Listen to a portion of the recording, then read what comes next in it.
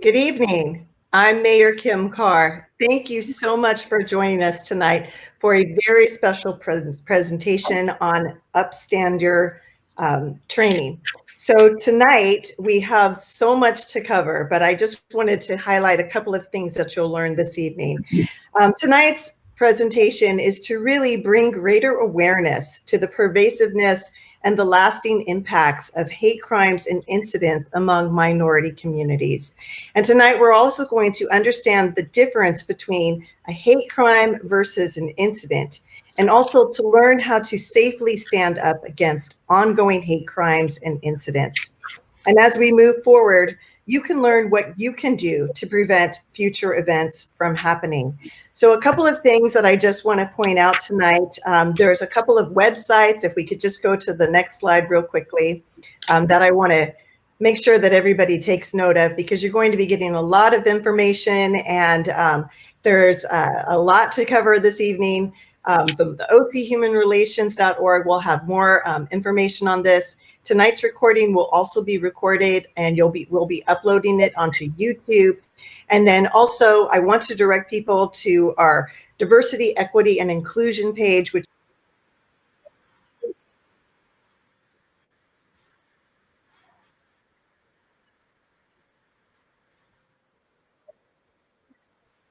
on hand, who's the Director of Operations from OC Human Relations, Julian Harvey, who is the Huntington Beach Police Chief, Vashia, Rhone, the Chair of the Huntington Beach Human Relations Task Force.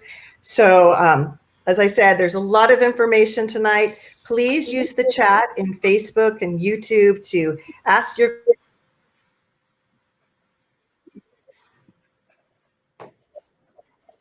right now, I'd like to hand it over to my fellow council member, Natalie Moser, who I'm so grateful who put this together for all of us this evening. Thank you so much, Natalie. Thank you so much for being here tonight and opening up tonight's training, Mayor Carr. And also thank you to our panelists for joining us tonight. We know everybody's very busy, and we really appreciate you being here. I'd like to give special recognition to Don Hahn, whose organization, OC Human Relations, has been providing these types of trainings and so much more to the Orange County community over the past several years, and not just recently in light of the wave of Asian hate crimes and other increased hate activity. OC Human Relations has been a pioneer in this field and a supportive partner to the city of Huntington Beach, and we look forward to learning from Don tonight. So I reached out to Don about leading tonight's training, I think just last week. As leaders in our city, we recognize the fear and the concerns that Asian and Asian Pacific Islander residents have been experiencing, and we stand in solidarity with them. But we want to do more than offer our thoughts and prayers to communities who are hurting. And so over the last few days, as you probably know, in the news, more hate activity has been percolating within Orange County. And so with that, I think this comes at really just the right time. So we would like to work together to create a culture of inclusivity and through common practices. I'd also like to applaud you, the viewers tonight, who are joining tonight's training and showing a really genuine interest in preventing hate crimes and actively responding to racism in our community. The more we take an active role in talking about these issues, the more we do for future generations and to create a safer and more unified community for all of us. So now I'd like to pass it over to Chief Harvey, who will help us understand more about hate crimes and hate incidents, and also how the HB Police Department responds to them. Chief. All right, well, thank you, Councilmember Moser and Mayor Carr. I appreciate everyone tuning in. And is everyone able to see the PowerPoint, or no? Don't have that, do we? So I'll just, there it is. Okay, very good. What is a hate crime? So first of all, as was so eloquently described, these are not just crimes against individuals. These crimes are impactful to the entire community. Everyone that, for example, the current unfortunate trend involving crimes against Asians, the entire Asian community suffers. when there are targeted acts against that group simply because of their ethnicity. And so it reverberates fear and anxiety into an entire community. I don't want to take anything away from the individual victims of these crimes, but it is the ripple effect that is so troubling. So a hate crime, the key here is that it is a crime for which the motivation is hateful, and it attacks someone's perceived characteristics of their disability, gender, nationality, race or ethnicity, religion, or sexual orientation. And the key here is the motivation. So first and foremost, there needs to be a crime that is codified in the penal code. And the key here is the motivation for the commission of that crime has to be rooted in hate against one of those classes that I just mentioned, or one of those demographics. Some of the examples here, if you could turn the next slide. Hate crime examples: assaults, theft, threats, criminal damage, destruction of property, and of course murder.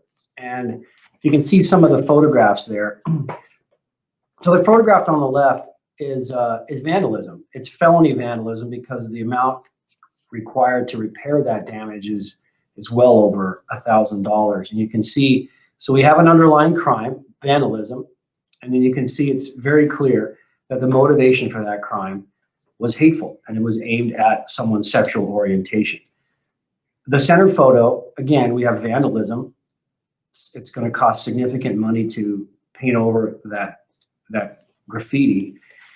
And again, the motivation here is hateful with the swastika, and that is essentially an understood symbol of hate. And of course, the individual on the right was assaulted. And if the assault was, the motivation for that assault was because of his religion or his race or some other protected category, then it is a hate crime. And there's often confusion between hate crimes and hate incidents. So if we can go to the next slide. This talks about hate incidents. And also very troubling, often hate incidents, when you see an increase in hate incidents, it's usually a precursor for an increase in associated hate crimes. These are incidents where the motivation is there, the motivation is clearly hateful, but there is no underlying criminal offense. And so these could be things like yelling out a derogatory name at someone, bullying someone because of his or her gender or race.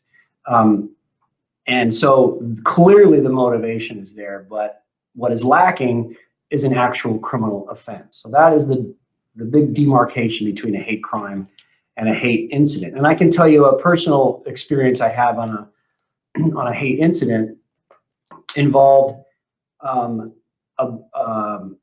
placement of a burned Quran on the doorstep of a mosque. The Quran did not belong to the mosque. It was someone else's Quran, and it was left on the doorstep of the mosque. Very troubling, very clearly the motivation is hateful, but there was no underlying crime. It was not, the Quran was not stolen. It was not, the mosque was not broken into to steal the Quran. It was merely someone brought a burned Quran to the mosque. And I hope that helps offer some clarity on the difference between the two. Some other hate incident examples, if you go to the next slide there. Again, verbal abuse, name calling, offensive jokes, harassment. Often we get complaints about harassment, and unless it crosses a line into a criminal threat, then there unfortunately is often no underlying crime. Bullying, intimidation, online abuse, displaying or circulating discriminatory literature or posters. There's unfortunately protections in our society for the dissemination of sometimes hateful material. There are significant protections in the United States for people to peddle that material. So I hope this helped clarify, and I'm sure there'll be questions later. Now, we have some data points in Huntington Beach, which I can share with you. In 2021, we have currently year to date. So in the last 3 months, we've had 2 reported hate crimes. One involved some criminal threats made toward an African-American family, which were hate motivated. And the other was an assault at the pier of a Hispanic fisherman who came off the pier after fishing and was assaulted by a group of individuals who used some racially derogatory statements as they assaulted him. And so those are the 2 year-to-date incidents. In 2020,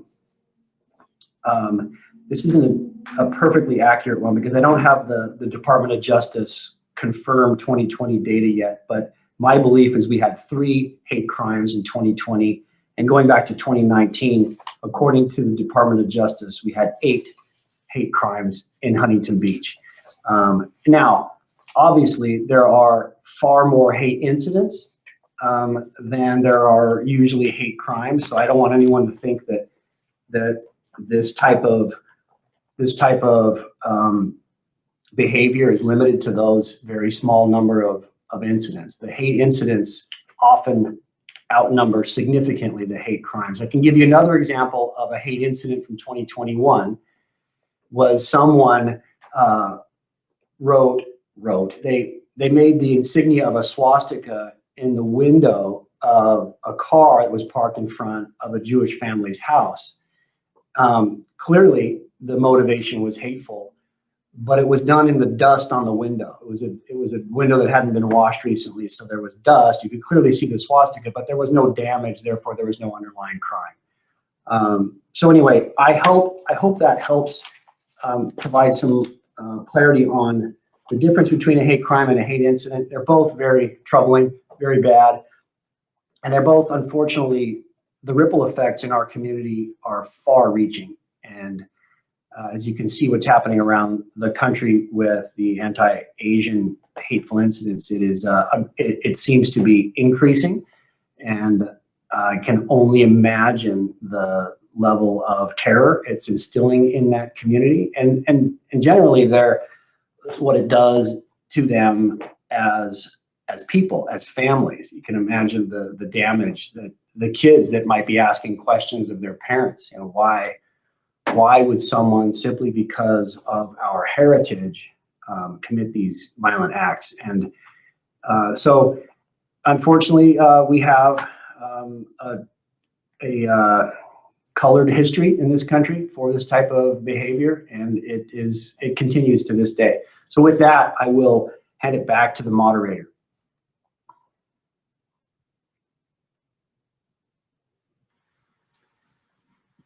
All right. Let's see.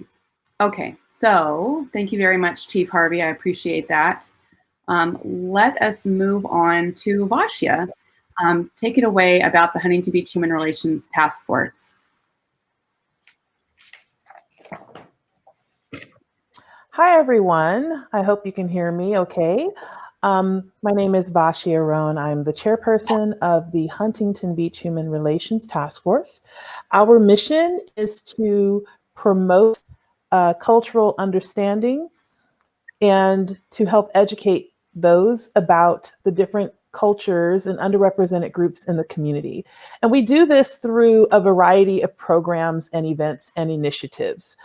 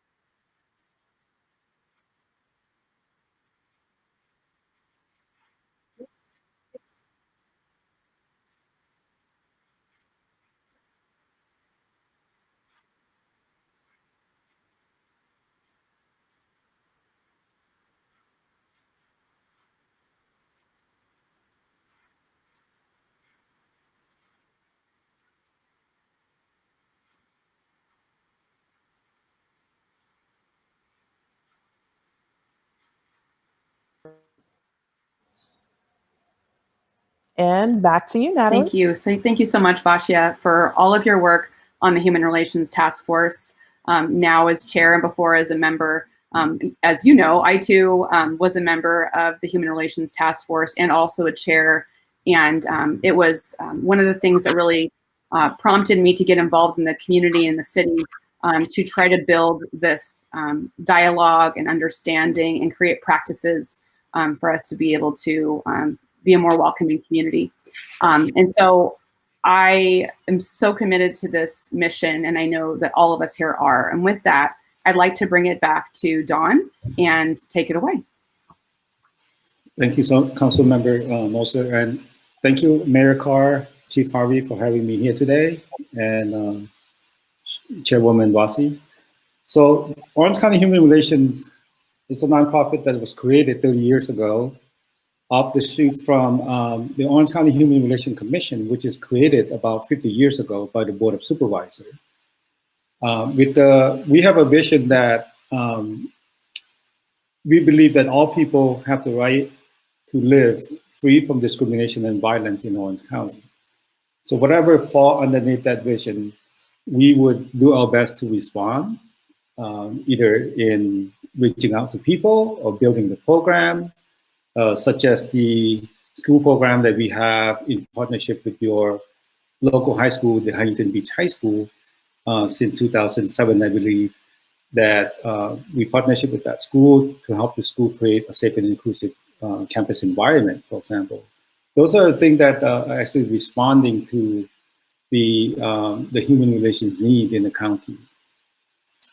So as Chief was talking about the definition of a hate crime and hate incidents, and talking about how the differential between the two, I'd like to move on to the next slide and talk about the impact.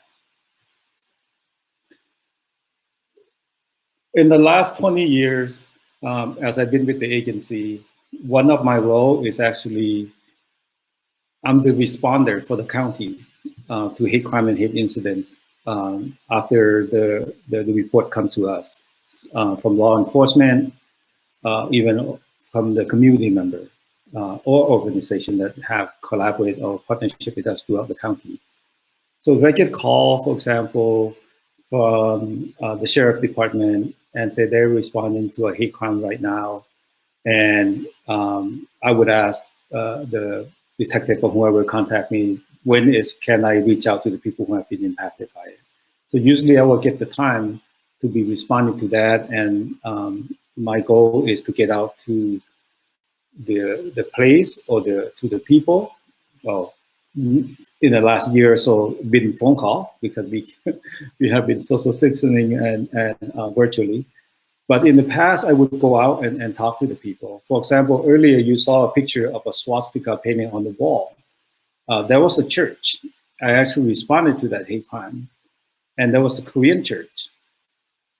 When I got the news from the PD on Saturday night, it was pretty late because they were responding to it, to a church member calling the PD saying that, we got this graffiti. So when I got there on Sunday morning, I was able to talk to the church elders when they were getting ready to open the church for Sunday service. And they were distraught by seeing that, and they don't want their congregation member to see that, right, on Sunday morning coming to church.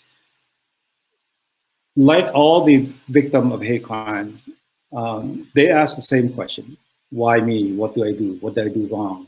Why is my community being targeted? My short answer to them has always been, it's not you. You didn't do anything wrong. Unfortunately, you are the target, right? For some reason, there's hate. And so the American Psychological Association talk about hate crime impact as the two different levels, right? One is not only is attack on one physical self, but it's also attack on one very own identity. So that being said, that it leaves very deep psychological stress on people.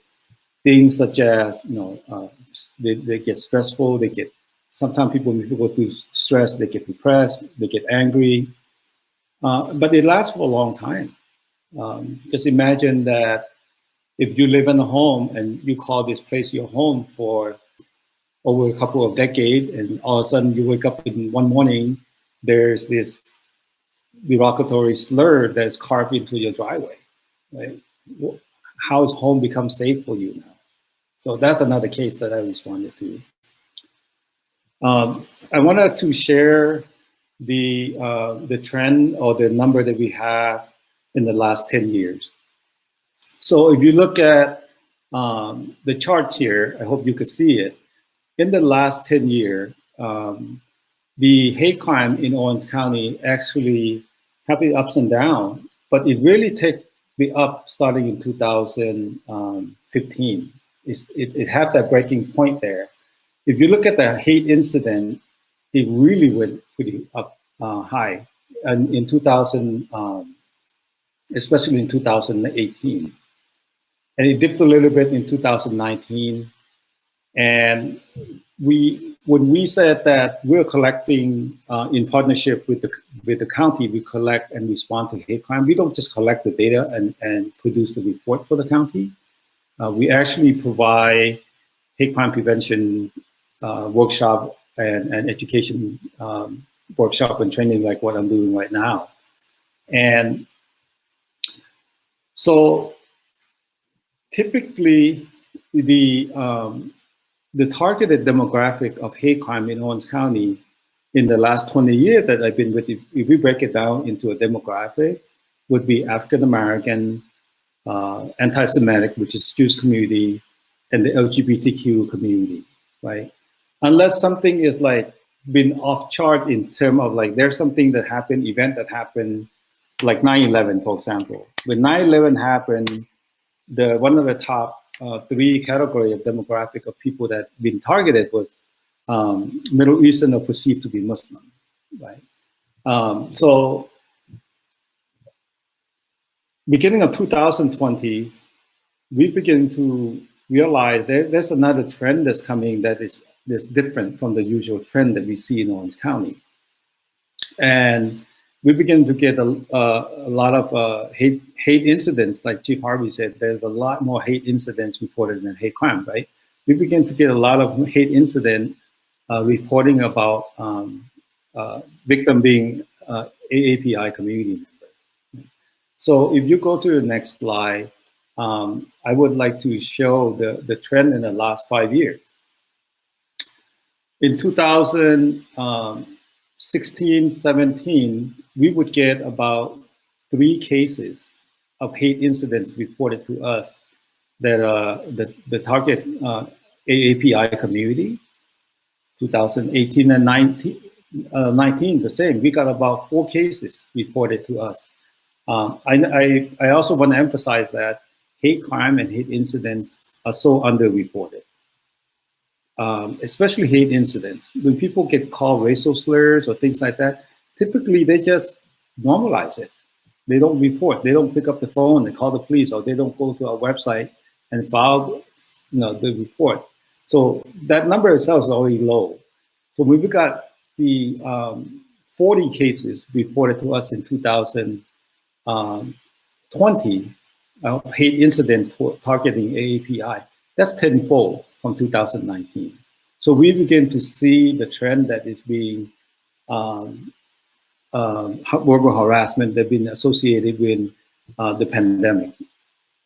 And I said that it's like our first case that took place in January of 2020 was a gentleman that went to McDonald's trying to get food for his family. And as he was standing in line, someone behind him started harassing him, started calling him, go back to China, go back to your country. And he was wondering, what's going on here? Why am I being harassed? What made him connect the 2 dots together that is the coronavirus related was that the guy shouted, go back to China and don't bring coronavirus to my country. And that made him say, hey, this is a hate hate incident. I need to report that. So he did. He was brave enough to report that to the PD, and the PD contacted us, and we reached out to him and tried to provide support. Oftentimes, people just don't know what to do, including myself. I want to be honest. I know I've been here 40 years. I came here as a refugee, and I could tell you that in the last 40 years, I could tell you a couple of times a year I've been, experiencing incidents of name calling or comments to me, and sometimes I don't even report it to my own agency because I normalized it and I forgot. I'm like, oh my gosh, now I do need to report that, right? So I wanted to share a little bit about the tools in a minute, but as I mentioned, in 2020, at the very beginning of the year, Stop AAPI Hate Stop Asian Hate have noticed the tick, so they started creating a website where people could report. But Advanced Asian American Advancing Justice Law Center in Los Angeles did a partnership with an organization. You could go to the next slide, called Hollaback. Hollaback is a wonderful nonprofit that actually teach community about how to be a active bystander intervention, not just on hate crime, but on all the other things like sexual violence and things like that. So if you have a chance, please visit them and support them. Both organizations, Advancing Justice and Hollaback. So Hollaback made it very simple for all of us. They created the 5 Ds. So if it's safe to do so, and I want to emphasize the word safe, okay? If it's safe to do so, you could direct at the issue. You could confront the situation and be firm and be clear. That is wrong. That is not accepted, right? You could do that. You could tell the person that what you said or what you did is not accepted. That's hateful.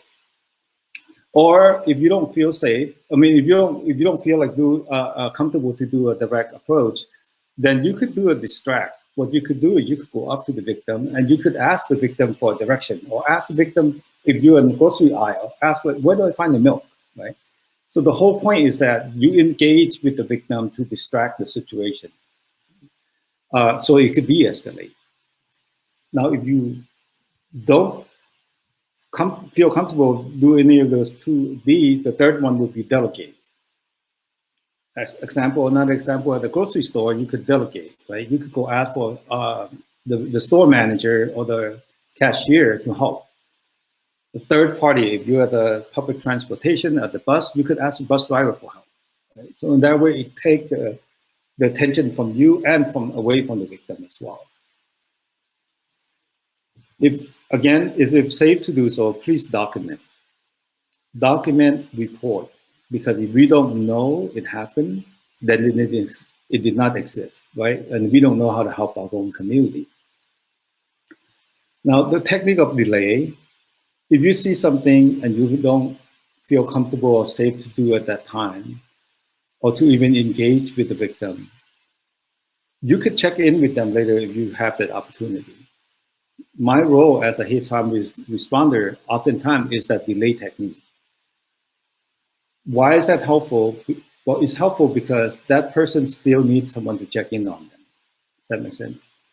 I have a friend who I worked with for a long, long time. Michelle is a transgender woman.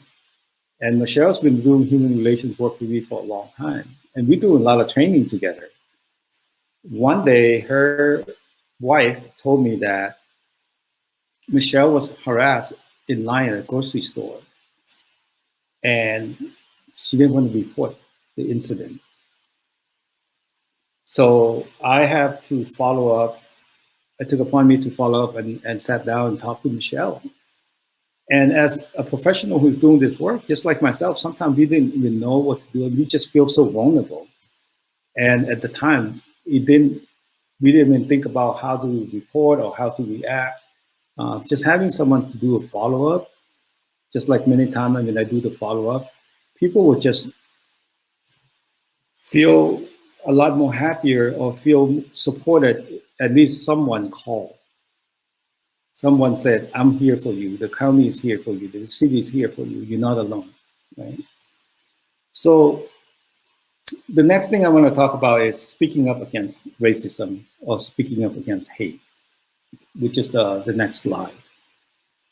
So if you have a situation where when you see, hate activity or racism or event that may portray to that, one of the things that you could do is interrupt. You could ask the person, like, excuse me, can you just clarify what I just heard what you said? Or you could say, hold on, can we go back to what did you mean when you call that a virus, right? So you could interrupt that. And the other thing is you could question, why do you feel that way? Why do you think someone may find that what you said is inappropriate or harmful?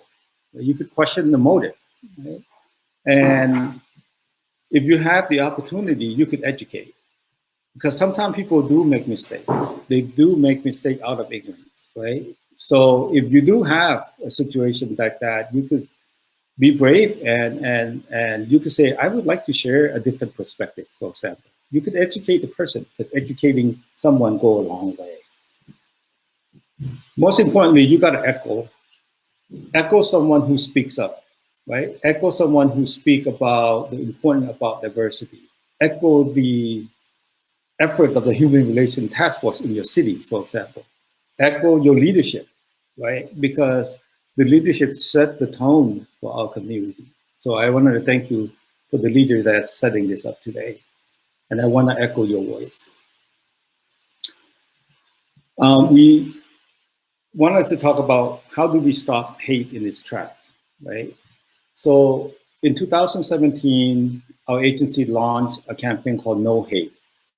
There's an O, an N-O in between the no, right? So the whole point is that when we launched this campaign, we want to educate. It's a public awareness campaign that we wanted to educate Orange County youth about hate, the hate incident and hate crime. So first is know it, know what it is. Like Chief Harvey shared with you earlier, define it. Aside from that, you also want to understand it. How did that impact our community? How did it impact our school? How did it impact, individuals? And if we understand that, then we could create change. I wanted to say that when I first worked as our Bridges contact person for your school program at Huntington Beach High School, we were building on what was already existed there in that school, which is how do we change what's good to great, in a sense. You have a good school community, and the student there, I want to tip my hat to all of them, present students from the past who have done a lot of work to make sure that their school is a school that is inclusive of everyone. So they're making change. Youth do have power. What about the community? What can a community do to stop hate, right? So the next slide will talk about that. We already, if you hit it again, it'll show up all the, I'm sorry, that you could, just keep hitting it and they'll come up all the key point. So we did that, we learned to recognize what it is, right? We talk about how to report it, call the PD, if the local police is not something that you're comfortable calling, call us, call OC Human Relations. We're not a law enforcement entity, but we do have partnership and we collaborate. And most importantly, we are there to support the victim. We also collaborate with another organization called Waymakers. Waymakers is a victim assistance organization for the county. So we connect with them all the time in providing services to the victim of hate crime and hate incidents. Create an environment, like I said, that of zero tolerance for bias and hate motivated behavior. In 1996, when the city created the Human Relations Task Force, that's the intention of your city, is to create an environment where zero tolerance to hate crime and hate behavior, hate motivated behavior. For us individually or as a community, we could maintain a respectful and inclusive environment. in all part of our community in our city, right? Schools, neighborhood, even book club, right? Anything that provide a safe space for everyone. But last, I'm not gonna read them out, but last but not least is to speak up against acts of prejudice and discrimination and hate in our own community, because we own our own community, right? I also want to talk about what should I do if I'm the victim of a hate crime, which is the next slide. Sorry, you have to hit that return button a few times.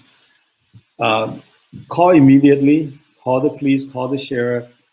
If you don't feel comfortable, get someone to help you. Because as I say, if you are the victim or you are being targeted, I do respect your vulnerability at the time. But if you do call and you report, then hopefully we could be the resource to help. If you are injured, if you do need a medical attention, call 911. They will be there to support you, right? Leave all the evidence in place, correct, Chief? I'm asking you this because I'm not a law enforcer, right? So the recommendation is do not touch or move anything, because if it's a crime, it's become a crime scene and needs to be investigated.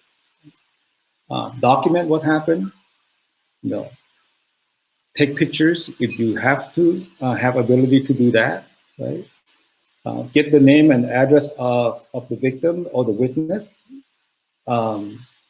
If it's possible, write down the description of the perpetrator, right?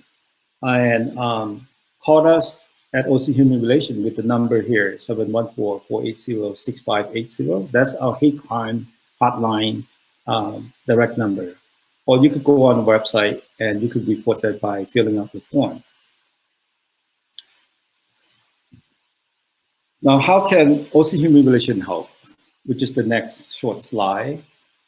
The way we take on the report is confidentiality, and you could remain anonymous, right? Confidentiality is our top priority, because we do treat this with sensitivity, with cultural sensitivity, with understanding that we don't want anyone who report hate crime or hate incident to us to re-traumatize themselves. We do have a specialist that, like myself, is one of the specialists who are trained to be responding to these types of trauma. Help report it to the law enforcement if you want to. Like I said, not everybody wants to report their hate incidents, right? But we will document it. It will be part of our data. We will connect you with resources. We don't know how to do everything, but if we don't, we might know someone who knows how to. Like I mentioned, Waymaker is the other group that we could connect you to, and they do have connection with other network that we have here in our county. The next slide is actually the actual sample of our website. If you go on our website with that link there, there is a form that you can fill out. You don't have to fill out everything. You fill out all the information that you know, that you can or feel comfortable of filling it out. And I could promise you that if you get that report and you mark at the end, there's a button that said, would you like to be contacted? You could say yes or no. If you said, I'd like to be contacted, we will try to contact you within 24 hours or less than that. And that's the end of my presentation. And I wanted to thank the city for having me here today. And I hope that I was resourceful for the community at this time. And I will turn it back to Councilmember Moser. Thank you very much, Don. I appreciate all of your advice and teachings about this. Before we move on to our questions and answer phase, well, first of all, make sure you go ahead right now and feel free to add your questions to the comment boxes, either on YouTube or Facebook. But before we start to answer those questions, I know that our chair of the task force, Vashia, was having some technical trouble earlier. So I did want to make sure that our community did understand a little bit more about the Human Relations Task Force really quickly. Again, the mission of the Human Relations Task Force is to promote and celebrate diversity in our community through education and understanding. It was actually established in 1997. The Declaration of Policy about Human Dignity was created in 1996. That can be found on our website. And I have a copy of it here. And I wanted to read two pieces of this because I think it's important to know that as a community, we have these documents that need to be living and breathing documents, but they help to state and define who we are in the world. And just 2 paragraphs, it's actually a long document, but Huntington Beach is a city whose residents represent every walk of life, come from many nations, share varied lifestyles, and hold different religious beliefs. This diversity brings to our city a rich and varied cultural heritage. Our citizens honor and respect the diversity that exists in Huntington Beach. When acts of hate are committed against anyone, it is considered an act against the entire community. The Huntington Beach City Council declares that everyone should be treated with courtesy and respect, regardless of their racial background, their nation of origin, the religion they practice, their sexual orientation, gender, or disability status. It is the right of all to pursue their daily lives with the knowledge that they will not be physically harmed or verbally abused. So I do encourage you to go out, look at that, and also we recently tasked the Human Relations Task Force, as this document was from 1996, to go back and make sure that it's current, up to date, and that it includes all the things that we want as well. One more thing on the task force is the task force isn't just a document, it's not just a group of people, but it's a group of people who represent the community who are doing many different programs and activities, including things like our Cultural Cinema Showcase, community summits, the HB Listens Community Dialogue Program, and many other forms of outreach to try to make sure that different backgrounds, cultures, and perspectives are heard within the community. And finally, the task force works very closely with the police department to monitor hate crimes and incidents, and again, implement programming to address any underlying or root issues, encourage positive interactions, and work on relationship building, and do things like we're doing, frankly, right here. Again, thank you, Dawn, for sharing all that you did. I especially liked hearing about the direct, distract, delegate, document, and delay. I think that these practices, we need to kind of talk about them before we can know what we need to do with them. So thank you. And I know that we will have some questions coming in. Catherine, do we have some questions? I haven't gotten those Actually, yet. you know what, Natalie? I have a question for Dawn, if that's okay, before we get started on the formal questions. But Dawn, thank you again for that amazing presentation. There was so much in there that I think that we all learned from. And again, this presentation is going to be uploaded onto YouTube so that you can go back and reference it. But Dawn, I wanted to ask you, if I'm walking down the street and I see a swastika, and I report that, but I want to remain anonymous about it. I want to report it. What would be the best way to do that? Would it be to go and call, or would it be to upload it onto the website? I think the best way to do it is you could, if you call, you could tell the dispatcher that you want to remain anonymous, because hate crime is one of those crimes that you could stay anonymous by law. So for us, if you go up on our website and you fill the information, you could skip your name. You could skip, all the other information about the reporter. We just wanted to get, if you take picture of this, the graffiti, and you attached it, and you tell us where it is, then we'll take that report in. And then just to kind of follow up on that, does OC Human Relations follow up on things that are posted on Facebook? Like, let's say somebody reports a hate crime and they post it out on Facebook, but maybe they don't file an official report with OC Human Relations because they don't know that that's maybe something that they should do. Do you guys actively monitor Facebook to document those types of incidents? Only when it's a threat to someone, because hate incident, posting something on Facebook is a hate incident. It's not a crime because it's protected by our First Amendment, unless it escalated into a crime, like being a threat towards someone, then we will connect that to the PD. Right. Well, I was really talking more about not what somebody would personally post, but if they documented a hate crime, like they saw the graffiti on the side of a building, took a picture of it and posted it up on Facebook and said, I saw this down by the pier. Yes. Would you follow up on something like that? That's what I was referring to. Yes, ma'am, we do. Okay, great. Well, I know we have a bunch of questions. Go ahead, Natalie. I'll let you. I kind of asked the first one. To Absolutely. whom do we report hated? But you can go ahead. Sure.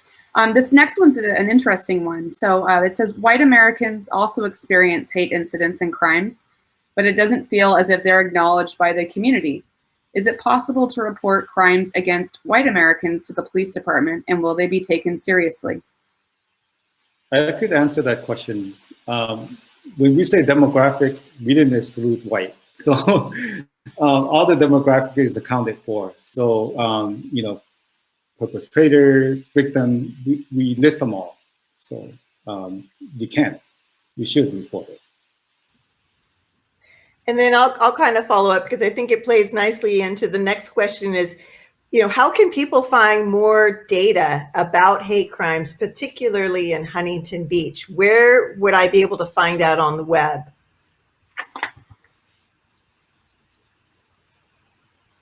For our agency, we don't report hate crime by the city. We actually report hate crime and hate incident in our report by the county. So I don't know if it's because of the confidentiality of protecting our people who have been impacted by it. And I can't get into the legal part, maybe Chief can, but for us, we don't report it by the city. Okay, thank you. Thank you. Let's see, were the 2021 documented hate crimes committed by HB residents? And I think that would be a Chief Harvey question too. And I don't believe he's on here right now. So as far as I know, actually I won't answer that because I have an idea, but I don't want to say it if it's not true. So we'll wait for Chief Harvey to get back to that. Another great one, can we volunteer with OC Human Relations? And if so, how? Definitely. If you get on our website, there's the button that says get involved. And please visit that. There's different ways that you could volunteer with us. We welcome all level of engagement. So I hope that you will take the time to visit our website. Thank you. Okay, so this next question, have any of the panelists, and not counting the chief, personally witnessed a hate crime or incident, and have they had to intervene? I personally have not witnessed a hate crime, nor have I had to intervene with one, but that's just me. I don't know if anyone else has had any experience. Vashia isn't still on, is she? Because I know that I think she'd have some response to this. But I haven't myself either witnessed a hate crime or incident. But as the chair of the Human Relations Task Force, I was made aware of a lot of different crimes and really more incidents. And, that being said, as the chair of the task force, while those things weren't happening at the time, I did reach out when appropriate to some of the people who were experiencing those things to make sure that they felt supported by the community. For me, it's more so experiencing moments of racism or different things like that. And one thing I would like maybe Dawn to talk a little bit about too is maybe the pyramid of hate, Dawn. And I know we don't have a visual here, but I think it's really helpful. And it's something that Dawn has shared in our day of dialogue with our high school students many years over and over. And I think it's very helpful to understand that we can go from a certain level of bias to a completely other, more horrible incident. Dawn, can you talk about that? Sure, but before I go there, Chief, have you ever experienced incident or crime yourself? I don't know if Chief will be able to share, but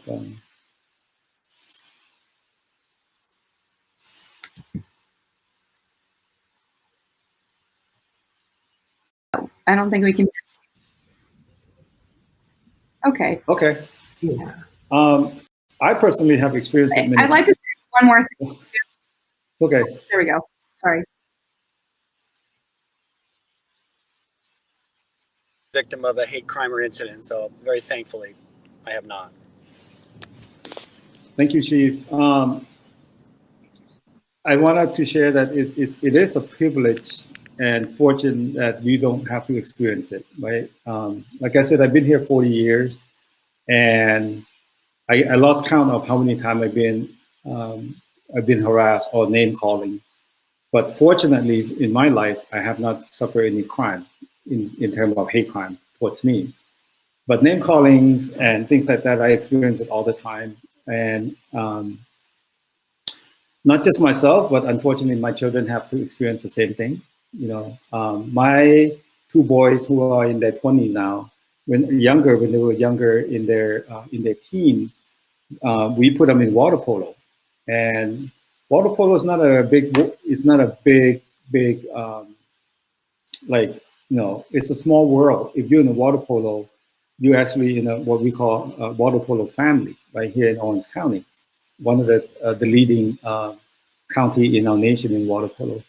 But it's predominantly white player, right? So we're one of the first team that are not predominantly white player. We're a team from Santa Ana. I live in Santa Ana. Majority of our player are Latino. So when they go to tournament or even game with other school, there's all kind of racial slur that they hear. And as a parent, sometimes I get it, right? So it's still pretty impactful, because for me, it's an old wound that is being opened up again, right? How often do I have to remind it or reject it again for being part of this community? You know, I am a proud U.S. citizen. I came to this country for that, you know, to believe in the land of the opportunity, to believe in the American dream per se. But to be labeled and seen as not an American is very hurtful. I have two nephews who not too much younger than myself, who served in a Marine Corps, who served in U.S. Army. You know, they were there during the Gulf War.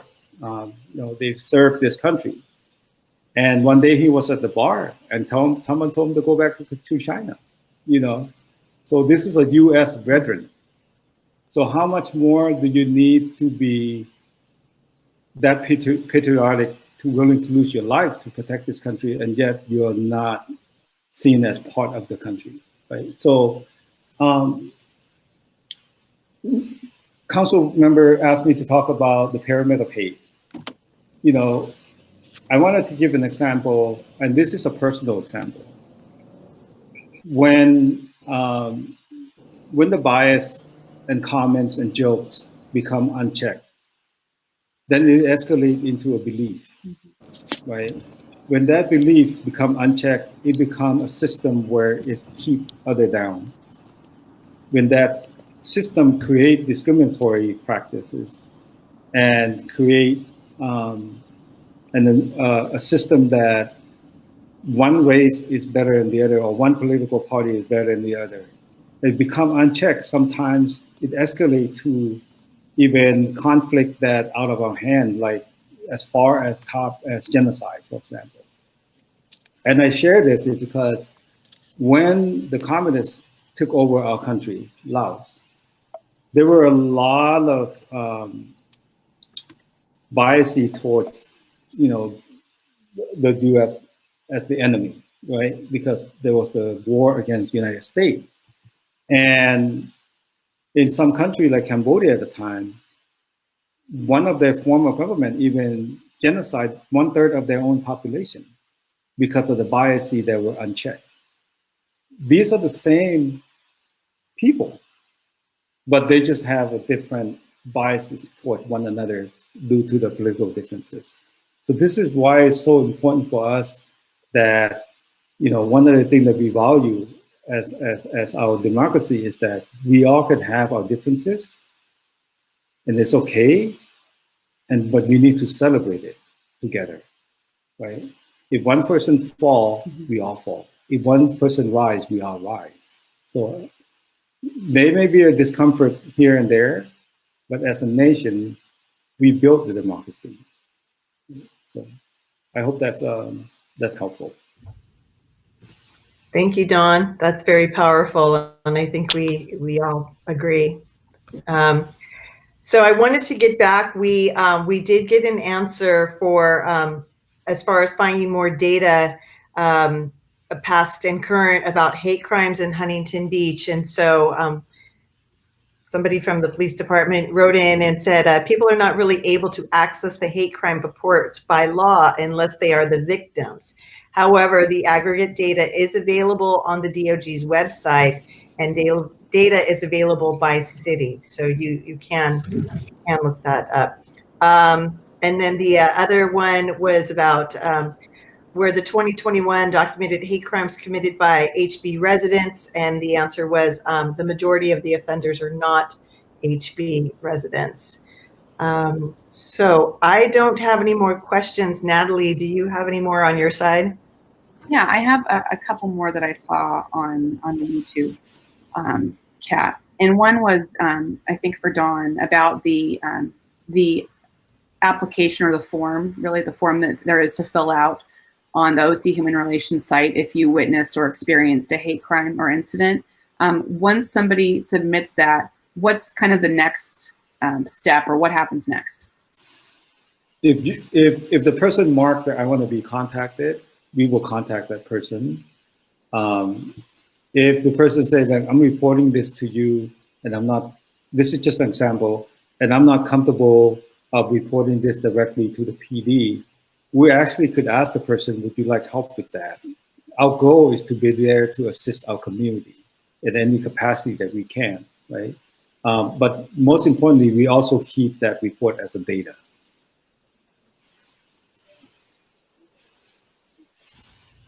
Great, thank you very much. I don't think I have any more specific ones on here. I did kind of want to mention though, again, as somebody who's been on the task force, while we only have a few hate crimes, which are, it's good that we don't have more. More than one, or one or more is too many. And I have had many people share with me, because of the work that I've done, things that have been said to them when they're walking down our streets.